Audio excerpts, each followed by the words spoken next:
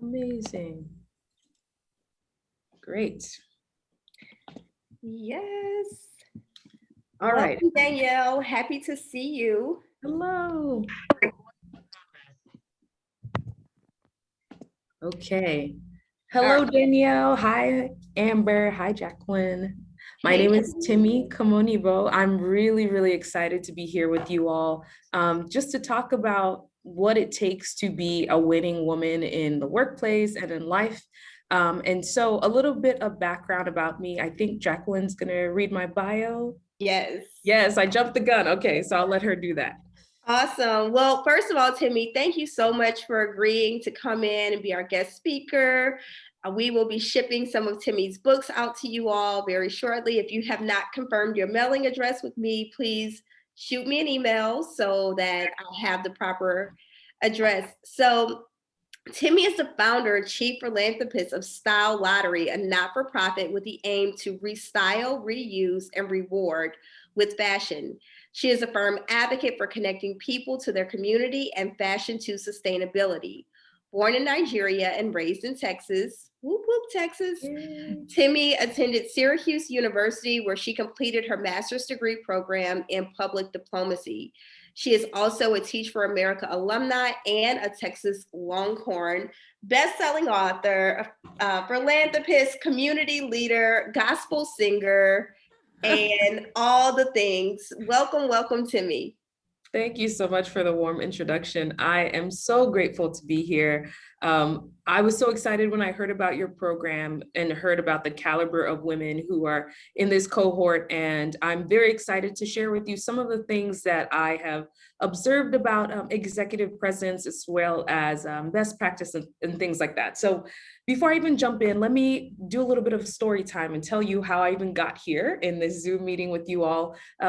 Like Jacqueline said, I studied public diplomacy in graduate school. And right after going to graduate school, I jumped into a job in admissions. I was working for a private institution, and I was the admissions person that was the front-facing part of our organization. So at the time, I think I was around 26 years old. And I was responsible for giving everyone information about this very expensive school, convincing them to spend all of their money with us. And very quickly, I learned that the way I presented myself, the way I showed up in a space, determined how seriously they took me and how successful I was in my job. And when I first got there, I thought that there was this persona I had to put on. I felt like I had to wear suits all the time. I'm not a very suit type person. I love a good power dress. I love a good red lip. And I just thought some of the ways that I naturally showed up maybe was too much for my role. And so it took me about a month or so just to figure out what was my authentic way of showing up in this space. Eventually, I figured it out. I want to speak like myself. I want to look like myself. I was the youngest Black woman in the space. And usually the tour of people who would come through, I would be the only Black person in the space. And so I had to quickly get comfortable and cultivate my own executive presence. So my presentation today is loosely based on my book, which Jacqueline mentioned, Winning the Style Lottery. This idea that the style lottery looks different for everyone, and you have winning pieces and winning ways of showing up in the world that could help you to be very successful. So this is meant to be very interactive. If you have questions or even examples of your own winning style lottery pieces, please feel free to share it as we go along. So first, I love this quote here about leadership potential. This is all about being a winning leading lady at work. And it says, leadership potential isn't enough to launch men and women into executive suite. Leadership roles are given to those who also look and act the part. Let me pause and get some reactions. So how do we feel about this statement? It's kind of a strong stance to take. What do you think? The look and act the part is interesting because it almost makes it seem like there could be discrimination there as far as, you know, giving roles to someone based upon their looks. And I don't know. that's kind of, I see what it's saying, but then it's also like, okay, or is that a good way to actually, even if it is, how it is that actually a great way to give someone a role based upon how they look or how they act, and not based upon their skills? I'm sure it's a combination of everything, but that's just me thinking out loud. Yeah, thank you, Amber. Danielle, you have something to add? I was just going to say the first thing that came to mind was that it makes it hard to be your authentic self um, if what they're saying it looks it doesn't align with who you are authentically. I struggle with that as a leader. I don't know that how I look really aligns with what you would consider someone to be an executive leadership role.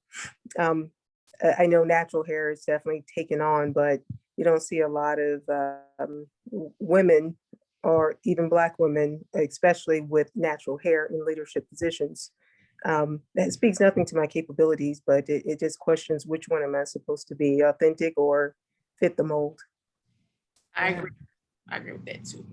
Perfect. I feel like you ladies grasp the nuance there and the trouble with looking and acting the part in the workplace, right? So a little bit of background again, I actually work in human resources. And so we see a lot of times when people are doing the hiring, there is an archetype, Amber, like you mentioned, and there is room for a lot of discrimination because in our minds, we all have an idea of what leadership looks like and what it sounds like and how it shows up.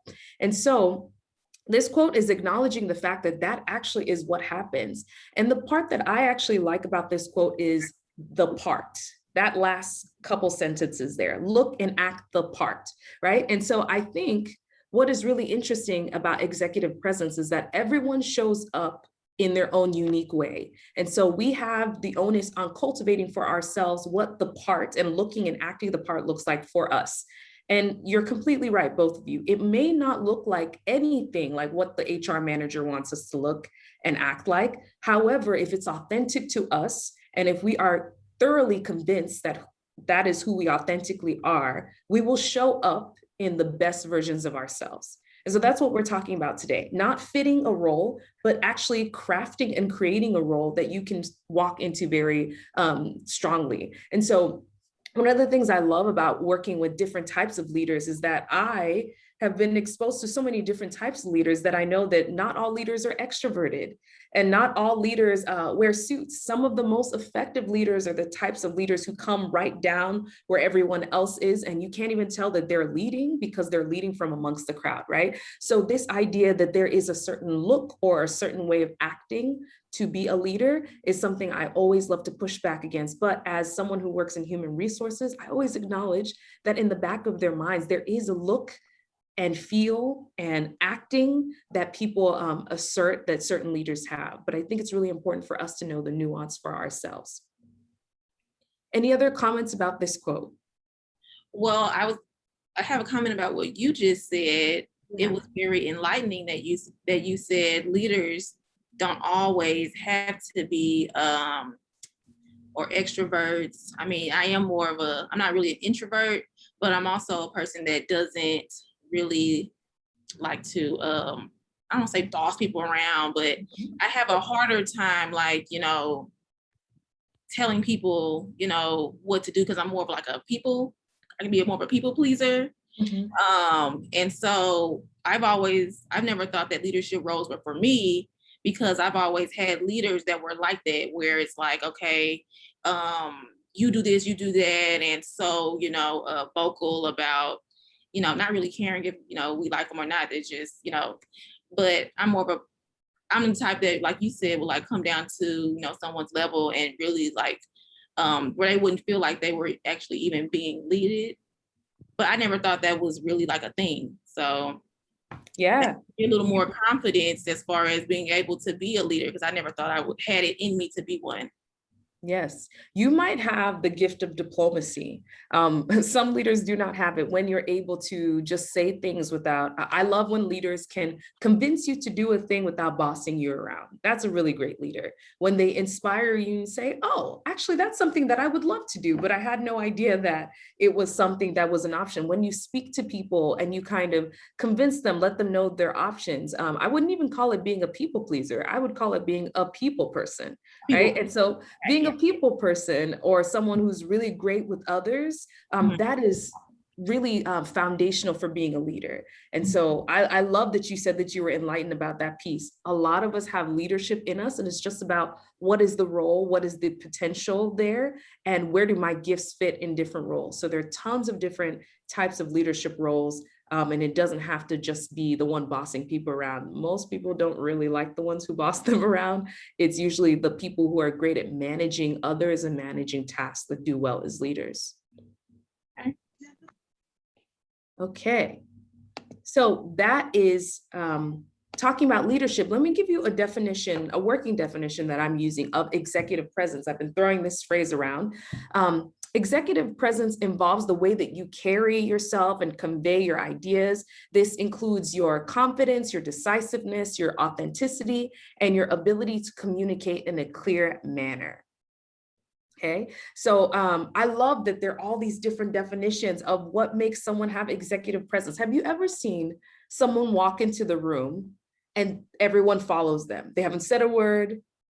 You don't even know what their role is, but you're like, whatever this person is about to say, I'm going to listen to them because they know what they're talking about, right? So Jacqueline was in one of my cohorts and came to speak. As soon as her camera came on, everyone was like, what's this lady talking about? She came prepared, her slides looked great. She was presenting herself in such a professional way. The way she was speaking made it known that she knew what she was talking about.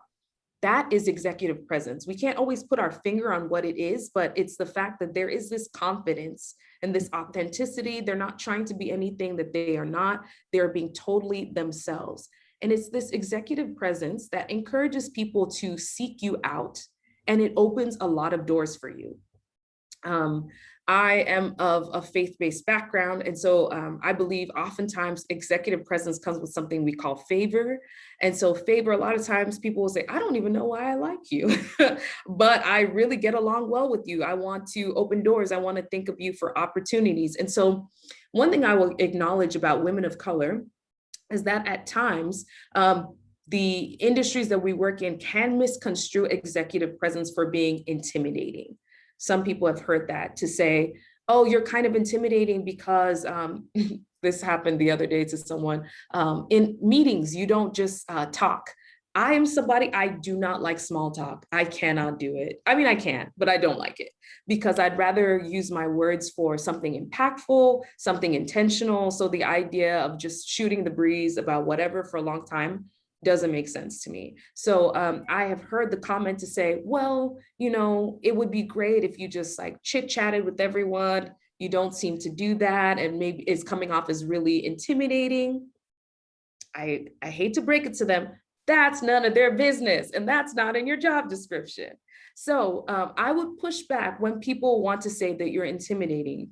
What you should code yourself to hear, if someone says you're intimidating, it's worth having a conversation to ask them, what are the specific behaviors that you're observing as intimidating? And so if it's something like, oh, we notice you're not just chit-chatting when everyone else is chit-chatting, or in meetings, you're not talking as much. If there is a comment about you not talking as much, I know some people have mentioned maybe they are not as boisterous when it comes to talking or giving feedback. I actually really love when people use their words wisely. I have team members that don't speak a lot, but when they speak, I know that they mean business. I know that they came to tell me something that was very important. So I would say, if you're someone who doesn't like to speak a lot, make sure that you use your words very intentionally. If you're going to be in a meeting, have something to say, speak up. Have something that is meaningful to the conversation. Don't just let a whole meeting go by without saying anything, but don't feel like you have to engage in fluff if that's not something you're wired to do.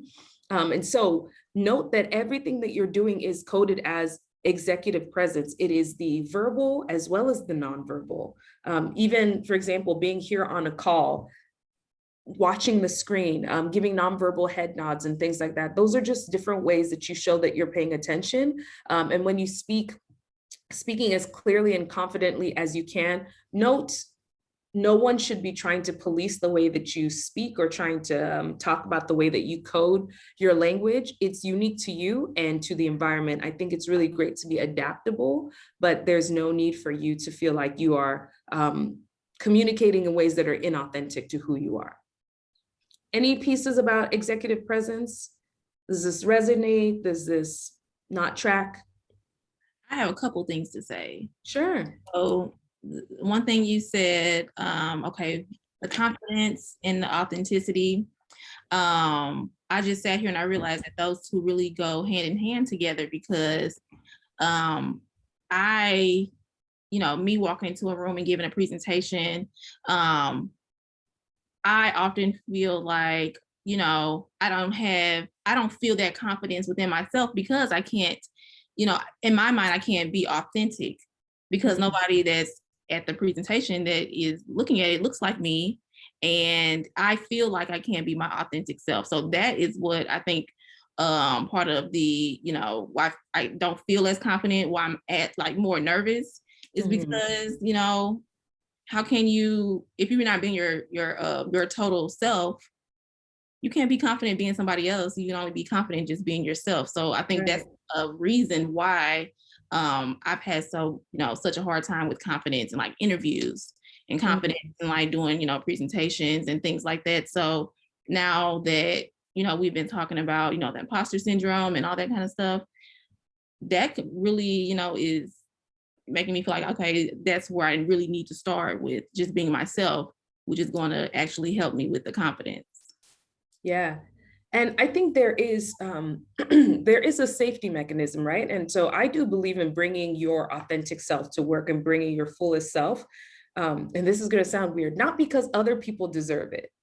It's not because anyone deserves your full self. It's because you deserve it. There is actually an emotional toll when you put on a mask and you decide to be someone else every day. It's actually very tiresome. Back to when I started my admissions role, I had a different way of speaking. I had a different way of dressing and moving. I was exhausted at the end of the day because I was trying to be someone that I was not. And so when I finally decided, no, it's not sustainable for me to put on this act every day, I was decided to be my authentic self. And I decided to do that for me, not because those people deserved it, but because for me, if I was going to last at this job, I had to be myself. So I think that's the thing that we have to kind of wire into our minds. We're not just like, oh, we're doing it so that they can see who we really are. They might not even ever care about who you are, just to be that person. But you care about who you are, and you care about showing up as your authentic self. That's the person you've been working on. The fact that you're in this cohort in this program shows that you're dedicated to becoming your best self. You owe it to yourself to live out that best self. And so I would just say, the risk of not being your authentic self, you lose some of that executive presence, because you're exactly right. Authenticity and confidence go hand in hand. The more we can authentically be ourselves, the more confident we are, because we know exactly who we are. We're not pretending to be anyone else. And so I think not being authentic isn't always a conscious thing. It's little by little, deciding to be smaller than we actually are, until one day we look up and we are nothing like ourselves at the workplace. So I love that you're making these connections there. They are very much things that we can change incrementally by speaking our truth and being ourselves and showing up in a space as we really are, not as how people would expect us to be. Yeah, thank you for that connection. So I have a quick equation here. What is executive presence really? It's confidence, it's authenticity, and it's poise. And I always think of poise like finishing school, like looking all fancy. It's really not that. It's just being calm and collected in places where you are, and carrying yourself in an authentic way. It's really the way that you move and the way you speak and all those things put together. And so this equation is just something I keep in the back of my mind. If I want to show up and executive presence shows I can lead, I can be a boss. What are they looking for? They're looking for my confidence, my authenticity, and my poise. Right. So at any point, you might feel that you might not have all of these things together on any given day. And that's really okay. Sometimes the confidence might be low. Sometimes the poise might not be there. Sometimes the authenticity is not there. But these are things that are on different levels. And so on any given day, you can feel differently. But for the most part, you want to have some degree of all three of those things present in order to be successful and have great executive presence. So I just have a few points here. One of the first things I always like to say is embrace your unique value. There is always room for your authentic self. Businesses thrive when they have diversity of ideas and diversity of people. As someone who works in human resources, I can tell you that you got hired for a reason other than filling a body in a chair. There was a reason why you were hired, and you owe it to yourself to show up as yourself. And there's always room for your unique, authentic self. There's something that you bring to the equation. Back to my point about introverted people. I love that sometimes the people that I work with that are more introverted, they process things inwardly, and sometimes they process things more thoroughly. I know for me, sometimes something will happen, I'll have a quick reaction, but someone on my team who processes longer, they would say, well, I thought about this the next day and I had these really great ideas. And so we're able to have really awesome projects and team support because people are thinking about it in different ways. So it's really worth thinking about what is your unique value? What is the thing that you have that other people don't have? That can really be a selling point for you when it comes to your executive presence. So it might be the way that you think. That's not often something that we think about, but the way that you think can really revolutionize your team if you start to share your ideas, the way that you speak, the background that you have. One thing about me is that human resources on my team, I did not have a human resources background, and I thought that would be something that would hold me back. But actually, it was helpful for the team because I had new ideas that were not industry standards, because I wasn't stuck in this box that, oh, it has to be like this for HR. I was able to bring in new ideas, and they were able to ask me things from different perspectives other than human resources. So your outside perspective could be really helpful as well. So in talking about diversity, it is really important to kind of push back about the idea of diversity for diversity's sake. I also work in the diversity area of human resources. So this is a definition that I found to be quite interesting. Diversity is being invited to the party. Inclusion is being asked to dance. Equity is being part of the committee, contributing to the invite list and creating the playlist. Okay. So I'm wondering for you all, have you experienced, where would you say that your companies that you work at are on this definition? Are they in diversity? Are they at the inclusion stage? Are they at equity? Where would you say? None of them. Oh, wow. Tell me more. I mean, okay, so that's why I'm looking for another job to begin with anyways, but I mean, diversity, maybe, yeah, I can see them probably, I don't know, I feel like they probably hired me. I mean, because I'm Black and I'm a woman, I feel like that's why they hired me. I mean, they were like quick to hire me, really, like I didn't even hardly have an interview. And it almost made me think like, were y'all trying to like fit some quota at a certain time? And then when I got there, the atmosphere of the office is not diverse. It's very, I mean, it's military, older white men, I mean, that make all kind of remarks all day. I mean, it's not the type of environment that anybody would want to be in. So I think that I understand when they say diversity is way different than inclusion and also, equity, because I see that in my job. And I know a lot of, tech companies are, going that route of, inclusion and equity and diversity. But it's also I've heard people that work at some of those companies that say, yeah, they advertise that they're this and that, but on the inside, it's not as, it's not what it seems. So I get it. Yeah, that's super tough. Thank you for sharing that. Mhm.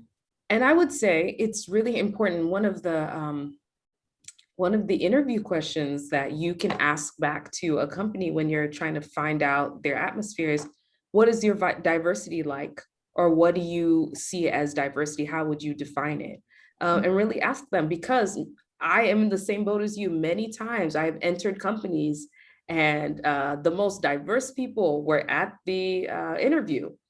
And that was the only time I ever saw people of color outside of there. And so it is true that if companies are not careful, they can move into this diversity space only, where they are creating a program and they say, hey, come to this program, we're celebrating Black History Month, or Pride Month, something like that. But they're not actually integrating all of these great people that they hired from diverse backgrounds. So I would say there are a couple things going on. We now know better, so we can look more specifically for the organizations that are actually practicing equity. We have the language for it, and we know what we want and what we don't want. And so I think it's really important when we have these bad experiences when it comes to diversity to say, first of all, I want to push back on the idea that you were hired just because you're Black and a woman. HR can't even if they wanted to, they must have seen something on your resume, on your qualifications. So I want to push back on that, because I know that it's way more complicated than that. And there must be some great qualifications that they found. And then as far as diversity goes, a lot of companies are not used to really developing people of color in their organization. And so I think it's great, Amber, that you've identified that, ooh, this is not a situation that I want to repeat again. And so I'm praying that you have the grace while you're in this place, so that when you go to the next place, that you will really be able to experience this equity. Companies are slowly but surely getting there, especially the tech world. But I would say this is the goal, right? Moving towards this equity space, or even the inclusion space, I think is a good place to start. And one of the techniques that I've used is that oftentimes, because I am the human resources diversity person, I do get asked to the party.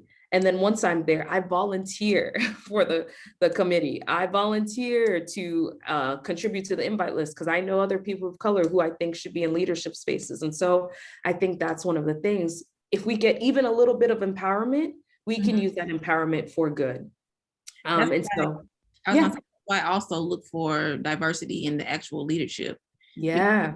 You can have, a lot of diversity in like the lower level, but the level where people actually make decisions and can make changes, it's not a lot of diversity in that space. So I look for that as well.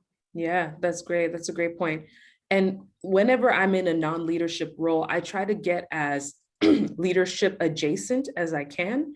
And so whether that is going through the side door of a committee where they're looking for volunteers, or maybe there is a special program that is going on and I can kind of volunteer my services. You want to make sure that as a person of color, you don't become the de facto free diversity person. But if there are opportunities for leadership that you are interested in, I highly encourage for all of us to try to step out and do those things, just to see what it's like, even if it's just to put on our LinkedIn page, hey, I led this committee, or I served on this panel, or I moderated this thing.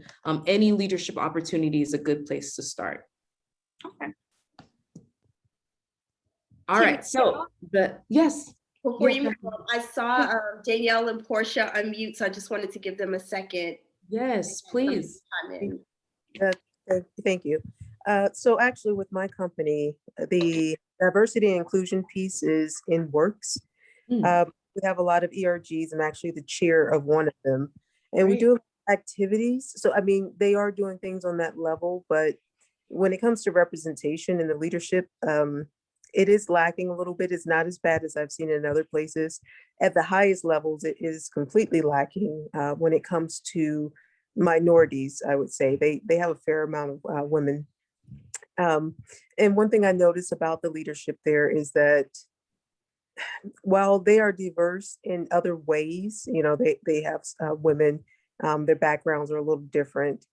And there is one Black male who is in a executive leadership position. I don't feel like, to me, he doesn't come across as being authentic. I'll put it that way. And I don't feel like the culture that Black and brown people is wholeheartedly accepted. They talk a great game, but when it comes to day-to-day activities, I know personally myself, I've had to perform my behind off because people feel like I have a strong personality, or I'm very direct in what I want, or what I'm asking for. And, I've had people tell me this, and at first they're taken back, but as they see me perform, they then begin to welcome me. But that makes it harder and longer, and it's exhausting to constantly have to prove myself when the same personality in a white male would not have this issue. It would be expected. So we do have a lot of work to do. Actually, being in a leadership position for the ERG, I have seen that a little bit in when it comes to hiring and promoting. Those are things that they say they're working on. I'm waiting. I'm waiting to see, but it hasn't come to fruition yet. Right.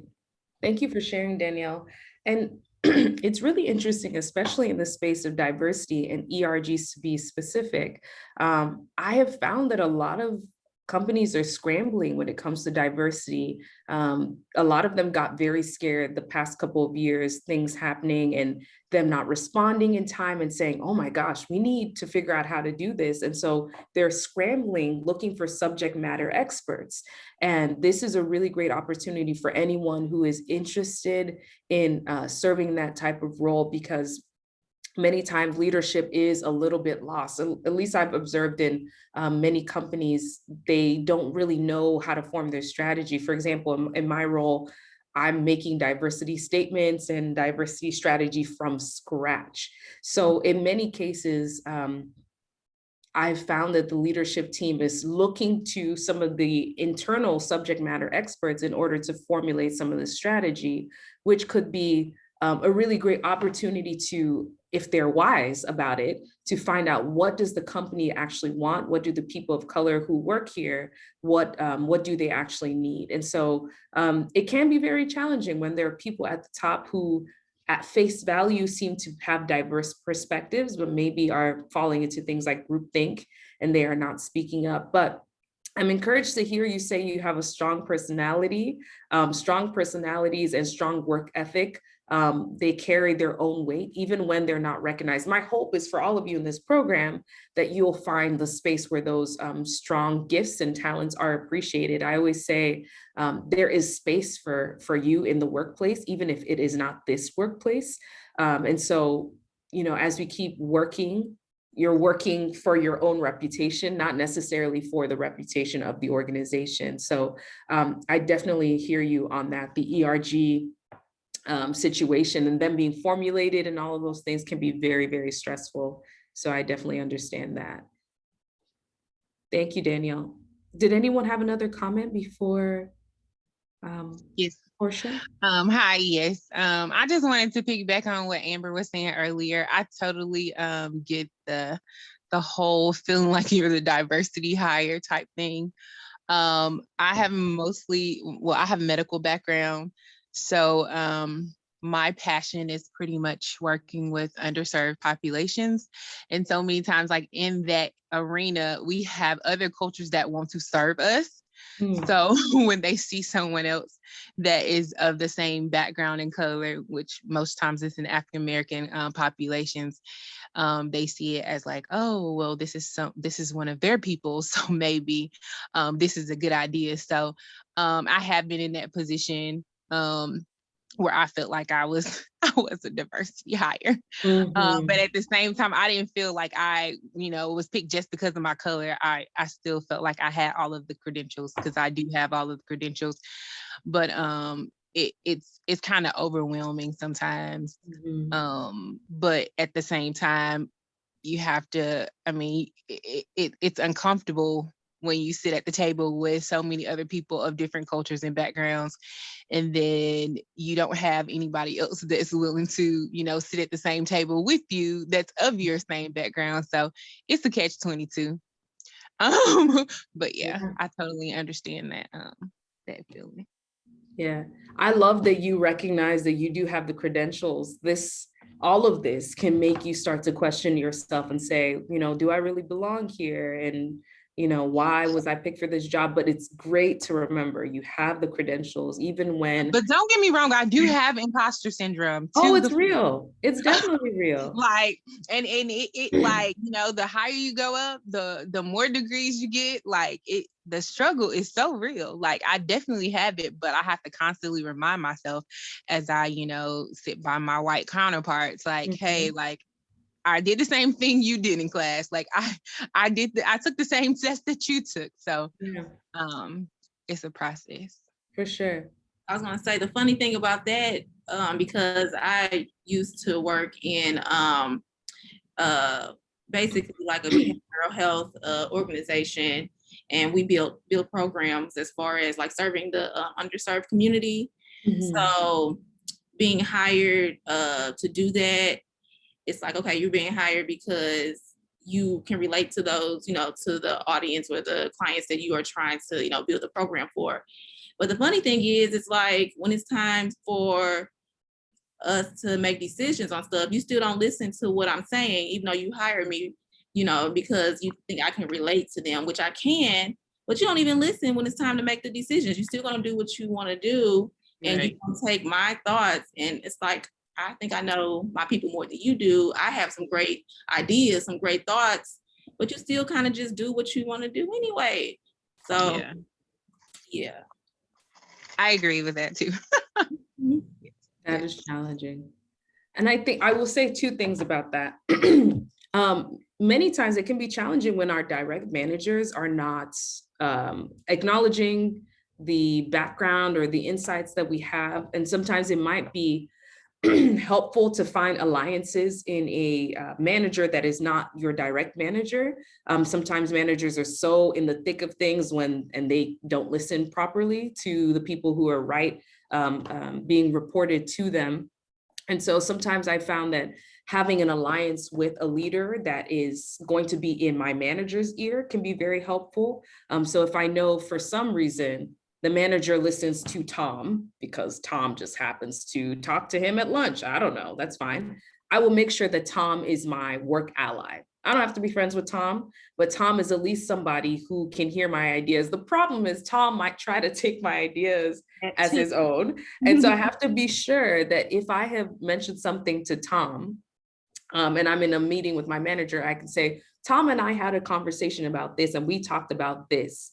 And then in the meeting, Tom backs me up and says, yes, I thought this was a great idea. Now you have two people in agreement on this really awesome idea. And so your manager, if your manager is truly a hater, will say, that idea is dumb, Tom and Amber, you know? But for some reason, sometimes managers have put in their mind that certain people don't have good ideas and they might have someone that they listen more to. And so I always try to observe the alliances that existed even before I got to a company. When I first get there, I'm like, okay, who is cool with who happens, and it's not right. That's not how it should be. But I make sure that I observe workplace politics because if I think I have good ideas, I'm going to have to be very strategic with my workplace alliances. I don't have to be friends with these people, but I have to know who to talk to in order to get things done. The second thing I will say is that facts don't lie. One thing that I love to do is I love to keep a rap sheet for myself. Anything that I have done that anyone has ever given me props or kudos on, it is in a spreadsheet.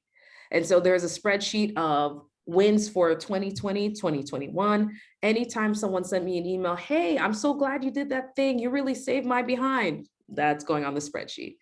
And so now I have a list of people who I can reach out to say, hey, I'm really hoping to look into a promotion next year. I'd like to apply for this position. And I noticed that we've done a lot of great work together. Would you mind helping me talk through some of the points for preparation? Would you help, talk to so-and-so? Whatever, you now have a track record of good things that you've done. It shows up in your performance review as well. So many people go into their performance review and say, I did my job. You probably did your job and then some. You've probably done so much work throughout the year. Have a whole spreadsheet to show your manager so they can't deny what it is that you've been doing all year. Especially in a pandemic space, it's easy to have erasure of work, and people can't see the labor that you've been doing. But if you have it recorded somewhere, no one can deny the work that you've been doing. So it can be as simple as a Google spreadsheet that you keep or Excel spreadsheet, and you just put down the lines of everything that you've done throughout the year. Gotcha. Yeah. Here's another thing I will say. I always like to mention, be self-aware, know how you show up in a space, nail your body language. Notice I don't tell you how to show up in a space, just be self-aware. There are some people whose brand is to be fierce and they don't smile at meetings. If that's what you want to do, make sure you're aware of how you're coming off and be intentional about whatever it is that you do. Some people smile at meetings all the time. Some people nod whenever people speak. Whatever it is, note that whenever your mouth is closed, you're still giving off a message with everything that you do. Some people have the resting face where it's just like, I'm not thinking about anything, but I look like I'm unhappy. It's fine. Just know that you might have to counter that with the things that you say. I think just being self-aware is an important tool in the workplace. I'm never going to tell you how to show up. I'm just saying be aware of how you show up. And then imposter syndrome, we even mentioned it up here, but once again, it's this fear of being exposed as a fraud or feeling unworthy of your success. In my mind, how do you combat this? That rap sheet that I told you about. If you ever start feeling like you're not good enough, here is an Excel sheet that is 4 pages long of all the cool stuff that you've been doing while you were at this company. At some point, your brain has to catch up to that and say, oh, why am I saying I'm not qualified? In this 1 year, I've been on this committee, I've done these tasks, I've trained this person. You have to start reversing the lies that you tell yourself. Me too, because I'll come in a space and say, oh my goodness. For example, my interview for this role, it's my title is.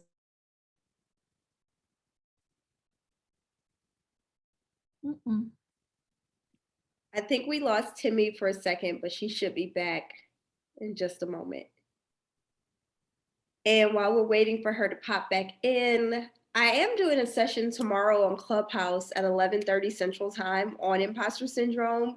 So if anybody wants to deep dive, we can do that. I'll pop in the link into our group chat on LinkedIn, the invite for that room, so that if you want to continue the discussion, you can. Definitely. Yes. Timmy, are you back? All right, we should have Timmy back in just a moment. Sharmika, Portia, Danielle, Amber, the conversation is good. And I know she's popping back in just a second. Let me see.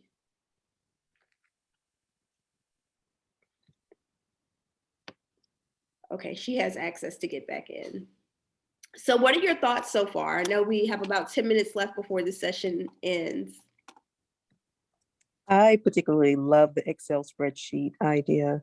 To me, it's building off of what you had recommended I do in terms of creating my own job description, but I often have a hard time recalling all of the things that I've done over time. You just forget those details.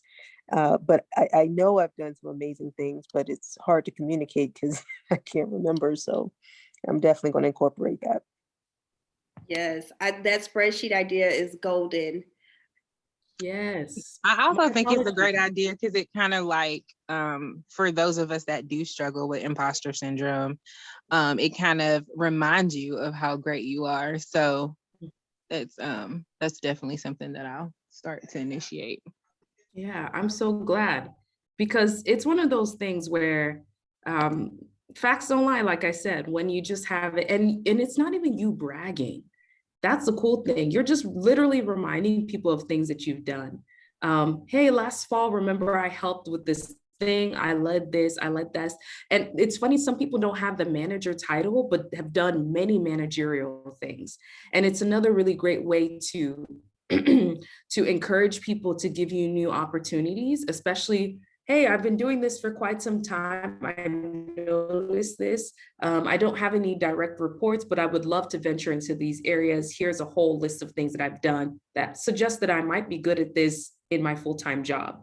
And so then you have a conversation about promotions or new titles or new responsibilities and new compensation that goes along with that. So I definitely use that tool as something to help me level up. And it's not me begging, it's me just showing you my results and asking you how much you value it. So I want to say that my slides were pretty wrapped up. Let me make sure I don't take too much of your time. Oh, yeah, I just have a couple more slides. Is that okay? Yes, absolutely. Okay, great. I will be respectful of everyone's time. Don't worry.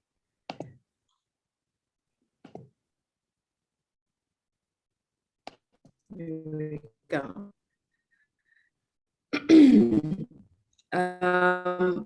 Another point was communicate confidently. I always say, do not estimate the power of silence. It is such a great bargaining tool, or when you have to communicate things that are difficult in the workplace, you don't have to fill up the space with noise. You can really just sit there and say, hi, I'd like to talk to you about my performance review. This is the list of things I've done this year, and I would love to hear any feedback that you might have. Just listen to what they have to say. Or if you're in meetings and you don't have anything to say that is meaningful at the moment, you can be silent until you find something meaningful to say. I said earlier in the session, always try to communicate something of impact during meetings if you can, so you can be memorable and known as someone who has meaningful things to say, but do not feel like you have to fill the air with just fluff. People can tell, and people with executive presence don't fill the air with fluff. They talk about things that matter, things that will have an impact on the bottom line. Pardon me. Okay, this is learn to say thank you rather than apologizing profusely. So it's honestly, I'm not gonna lie, I learned this from white men because there are some men in the workplace that will not say sorry. They will show up to meetings late. For example, I had a doctor that showed up, I want to say like 20 minutes late to a session. I've been waiting. This man just showed up, was like, okay, let's get started. I was waiting there for 20 minutes and I just thought to myself, I need to have that same kind of confidence. Do it respectfully, but to just be able to show up in a space. And so learning to say thank you instead of profusely saying sorry could look like, thank you so much for waiting for me. Thank you for your patience. I really appreciate it. Or maybe you send an email and someone says, oh, there was a typo or an error there. Thank you for pointing that out. I'll be sure to include it, blah, blah, blah, blah. People who are confident say thank you more than apologizing profusely. I do think if you have made a mistake, it is something that shows a lack of confidence. So whenever you can, you almost have to catch yourself. It's almost like saying catching yourself so you remove the ums from your vocabulary. I would just say practice saying thank you more. It makes you seem more confident, and it also makes you seem more appreciative of things, and so I would say this is something to practice in your week. I found that I was talking to my manager the other day and I was saying, oh, sorry, let me share my screen. Sorry. I caught 3 sorries until I said to myself, whoa, what is going on today? And I had to say, okay, thank you for letting me share my screen. Okay, thanks for extending the time of the meeting. I know we went a little bit long. Not sorry we went long. Thank you for extending the time. So little things like that, still being considerate of other people, but training yourself to be more appreciative and saying thank you more than apologizing profusely. Danielle, you have some feedback about that? I was just gonna say, I didn't realize I do that. I don't say sorry. Actually, whenever I think about saying it, I refuse to say it. If I feel like I really need to say something along those lines, it's my apologies.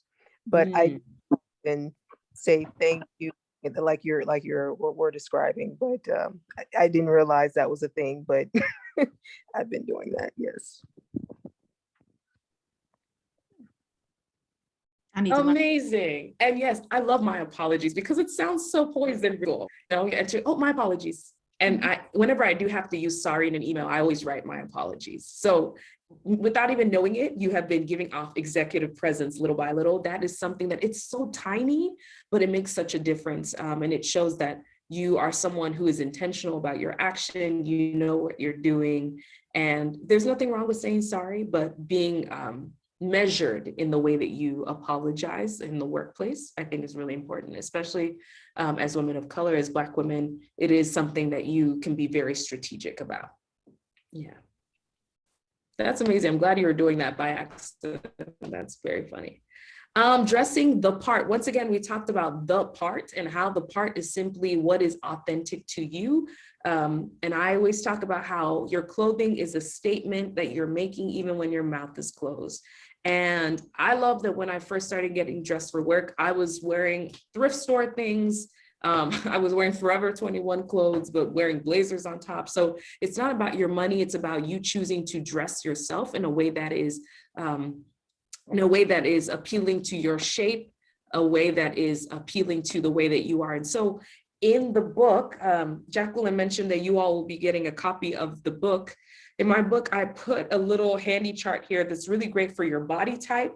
You can see the kind of outfits that you can wear that would accentuate the things that you have on your body. So here's your signature asset here, the way that your body is. And so places that you can really accentuate, right?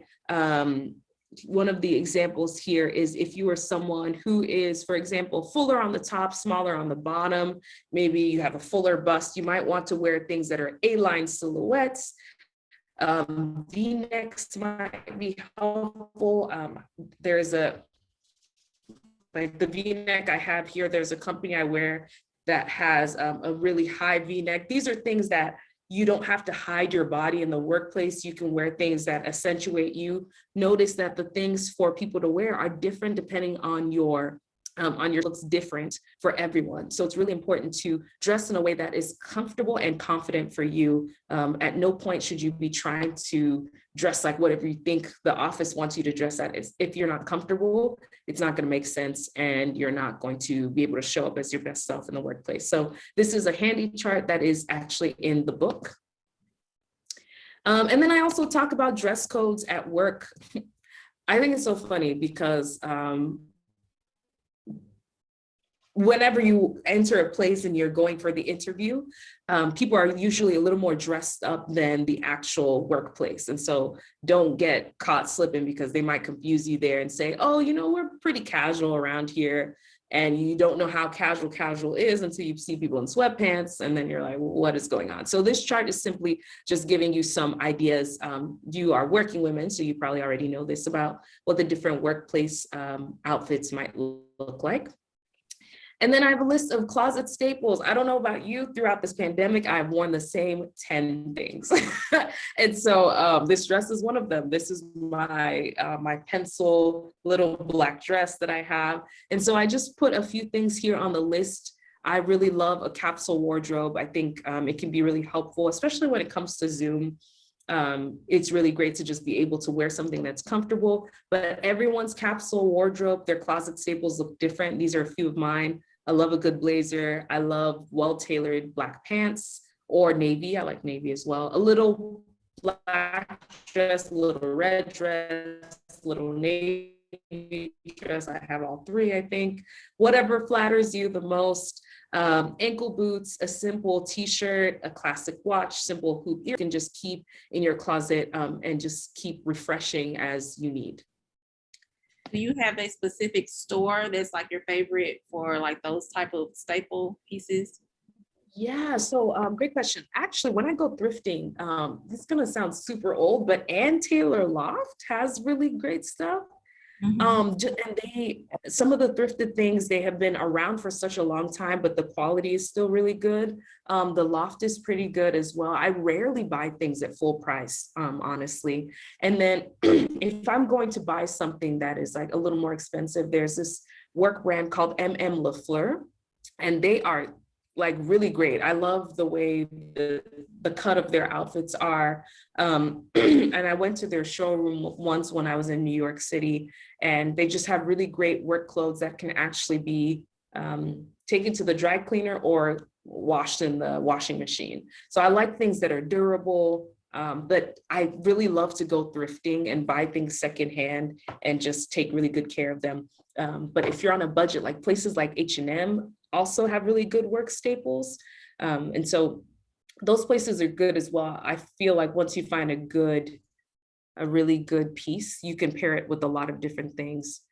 Yeah. Anyone else have favorite places that they like to shop for work outfits? Hi, this is Sharmika. So I agree with you. Ann Taylor and The Loft are one of my favorites. Yeah. Sometimes Express. Also consignment stores, like you said. Sometimes if you can find a really good store, I found a lot of pieces there that I've like either got it tailored, you know, just made it fit me better and look like a brand new item. So yeah, agree with you on all those. Yes, the power of a tailored outfit, it cannot be overstated. You can find a dress that just like sort of fits and then get a tailor to like just take everything in. Excellent. You look like $1,000,000. Danielle, you had something to add? Where do you shop? So just about everything you guys mentioned, I like as well. In addition to that, Anne Klein has really good jackets. Yes. And Calvin Klein, both of those. Oh yeah, I love how Calvin Klein stuff fits. It fits my body really good.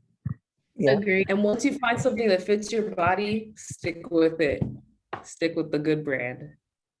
Another thing is that whenever I have girlfriends, or I have sisters, 2 sisters, and we trade clothes all the time. If you have girlfriends that maybe might be a similar size as you, if you have a work dress that maybe you've worn 80 times and you're like, well, I can't keep wearing this to the company picnic, you can swap it with someone. And so I did a lot of swapping pretty early in my career, so that, you know, if there's a great dress that I had, but maybe didn't wear anymore, I would give it to someone else and someone would give theirs to me. So that's another option as well. We don't wear our work clothes, especially like the more specific dresses and outfits. We don't wear those as often. And sometimes they're in great condition, but maybe they've been in one too many picture or something like that. And we don't want to wear it too much. So you can always trade. So yeah, great question. So in summary, these are just a few of the ways that you can cultivate executive presence. Just as a recap, embrace your unique value. There is a reason that you are at this company. Heck, there's a reason why you're on this earth. You're a very unique person. Figure out what that is and bring that to the workplace. Secondly, be self-aware. Without even opening your mouth, you are communicating something. Take into stock your body language, the kind of nonverbals you're giving off. 3, communicate confidently. That doesn't have to be loudly. It just has to be communication that's done intentionally. And 4th, dress the part. Whatever the part is for yourself, dress that way authentically and show up as your best self whenever you can. There are many different ways to show up and have executive presence. And then lastly, my book that is coming to you all. This is like a sneak peek. It's like a little GIF there that you can see the insides of it. But this book is meant to be a handy thing that you keep in your closet just to help you get dressed in the morning. But it's also a really great resource if you have people who are in the workplace that maybe need some tips and pointers. You can gift this book once you're done reading it. I highly encourage it. It's a great graduation present as well. So that's it for me. That is how to win the style lottery. That's how to have executive presence. And I will pause my screen share. I want to say thank you all so much for paying attention and asking really great questions and having great conversation. I will pause right here. Timmy, thank you so much. Phenomenal presentation. I can't wait to get the books in the hands of all the women. And thank you for Grace letting me go off camera so much. Sinuses came heavy. No, I hear you. I hear it's allergy season. Yeah. But phenomenal. I know we're a little bit over time, so I want to honor your time. and encourage everybody to connect with Timmy on LinkedIn. She's on all the social media platforms. She has phenomenal YouTube channels, so you can find her there as well. If there are pressing questions, if you could give us like a quick question, if anyone has a popcorn question before we wrap up. But extreme gratitude. Thank you so much, Timmy, for giving us your evening. My pleasure. I'm so glad to be here. Thank you all so much once again. Any popcorn questions before we wrap up? I know she gave us all the great details. So again, thank you, Timmy. In our recap, in our group chat, I will send her LinkedIn profile. Please connect with her. Remember, when you connect with her, just put in the invitation that you heard her in the Resilient Leaders Program. She was a guest speaker, so that she'll remember how she connected, where you heard her speak at. And if I don't have the confirmation of your address, please email me that so that I can get those in the mail to you all. As a reminder, we are not meeting next week. Next week is a holiday weekend, but we will discuss module 4. This previous module that we're in now, we will discuss that on June 1st. So we'll have 2 module discussions in our next session. All right, everyone, have a phenomenal weekend. This is being recorded, so I will upload it into the portal if you want to go back, because I know it was such great information. If you want to go back and take some more notes, you'll be able to do that. All right. Thank you all. Thank you all. Good night, everyone. Bye. Bye.